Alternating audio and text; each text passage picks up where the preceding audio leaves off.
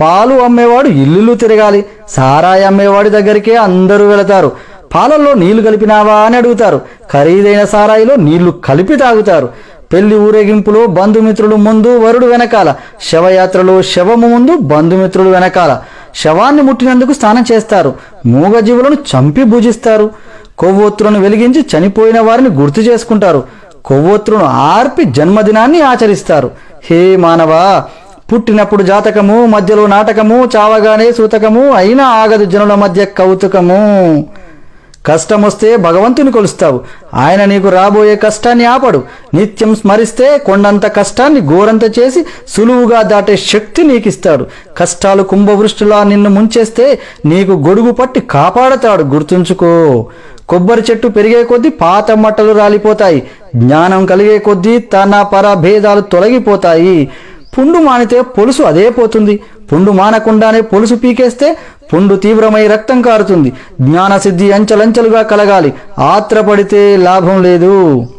సముద్రం అంత సమస్య వచ్చిందని దిగులు పడకు, ఆకాశమంత అవకాశం కూడా ఉంది. తలెత్తి చూడు ముందు. నీపై నీకు నమ్మకం కావాలి. నీపై నమ్మకం నీకు బలం, నీపై అపనమ్మకం అవతల వారికి బలం. నీ బలం ఎవరికీ తెలియకపోయినా నీవు బతికేయచ్చు. నీ బలహీనత మాత్రం ఎవ్వరికీ తెలియనివ్వకు. నిన్నుగా బతకనివ్వరు. మరణం అంత మధురమైనదా? ఒక్కసారి దాన్ని కలిసిన వారు వదిలిపెట్టలేరు. ప్రకృతి కూడా అదంటే ఎంత పక్షపాతం. ప్రాణం పోయిన జీవుల్ని నీళ్లలో తేలుస్తుంది, ప్రాణం ఉన్న జీవుల్ని నీళ్లలో ముంచుతుంది. నీ పరిసరాలను ఎంత శుభ్రంగా ఉంచినా నీకు అనారోగ్యం రావచ్చు. బుద్ధి అనే ఆసుపత్రిలో ఆలోచనలు అనే వైద్యుడు నీ రోగాలను తగ్గించగలడు. వాటిని ఆరోగ్యంగా ఉంచుకో. వెంటరాని ఇంటిని, ఒంటిని రోజు కడుగుతావు. నీ వెంట వచ్చే మనసును ఎప్పుడు కడుగుతావు? నిజాయితీ పరులు సింహం లాంటి వాళ్ళు. సింహం కూర్చోటానికి సింహాసనం ఎందుకు? అదెక్కడ కూర్చుంటే అదే సింహాసనం. నిజమైన నిజాయితీ పరులకు గుంపు అక్కర్లేదు. పండు తింటే అరిగిపోతుంది, తినకపోతే ఎండిపోతుంది. జీవితం నువ్వు ఖుషిగా గడిపినా, భయపడుతూ గడిపినా కరిగిపోతుంది. వచ్చే జన్మలో నువ్వెవరో, ఎక్కడ, ఎలా పుడతావో, అసలు జన్మ ఉందో లేదో తెలీదు.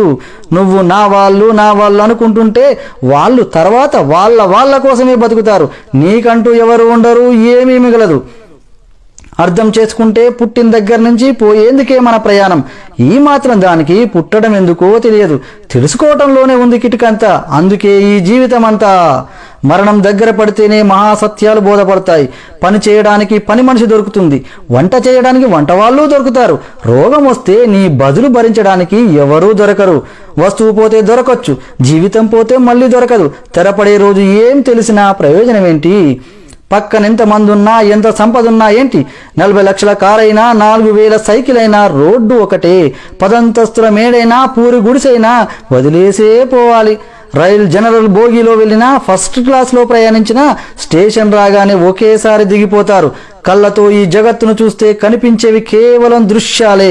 హృదయంతో చూడగలిగితే జగత్తంతా సుందరమే. మానవులుగా బతకడం కాదు, మానవత్వంతో బతకాలి. సర్వే జనా సుఖినో భవంతు.